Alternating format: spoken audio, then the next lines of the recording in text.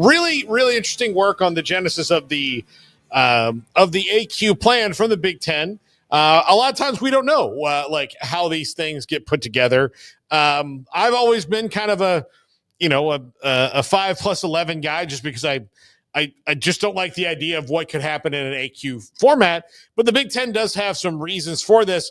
What was the most surprising for you as you got into why the 4-4-2-2-2-1 whatever it is?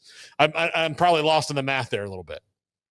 Well, first, thanks for having me on. And I would say this that hopefully at some point we get a new name for that because math's not my strong point either. But other than counting yards and points and that. But I think I wouldn't say it surprised me, but when I went through the math as to how these leagues are constituted now and what would have happened if under that automatic qualifier system the Big Ten has proposed, and the SEC has as well, just as talking themselves out of it, versus straight top 16 goes along the champions go, is that it actually would cost the Big Ten a couple of spots, and the Big 12 would be the beneficiary of this based over the last few years.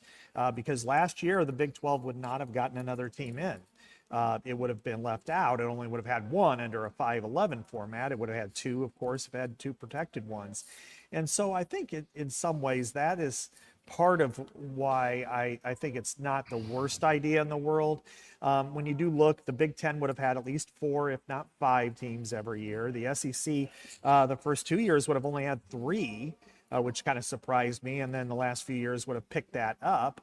But overall, I think the math has been kind of interesting to me because even though it just sounds almost highbrow and arrogant to say we deserve 4, that's really not the intent. The intent the Big Ten kind of shared, people in the Big Ten have shared with me, is that they feel like if they don't have this type of qualifier format, you have the Big Ten and Big 12 with 9 regular season games, you have the SEC and ACC with 8, that it's just so different when you're comparing one another to get all the way into 16, that it'll just be a race to the bottom when it comes to scheduling. And teams will say, you know what, instead of playing that crossover game against a Big 12 team or an SEC team, we're just going to play an FCS team or a group of 5, and that way our 10-2 gives us a better chance than a 9-3, no matter who the opponent is. So I think there's a lot of nuance to it.